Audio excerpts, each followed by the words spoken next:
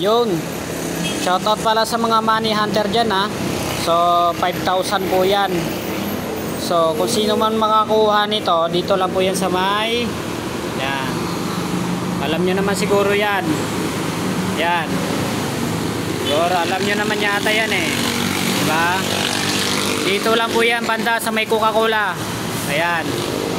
So yan ang gagawin natin. Ang gagawin natin sa kanya is tutupin natin.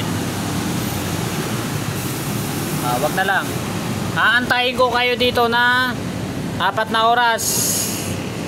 Kung sino man makakakuha, aantayin ko kayo ng 4 na oras. Pag lumagpas na po ng 4 na oras is tapos na po yung oras.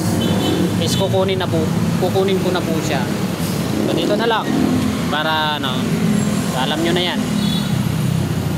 Yan. Bago maghagdan. So good luck. Nandyan po siya.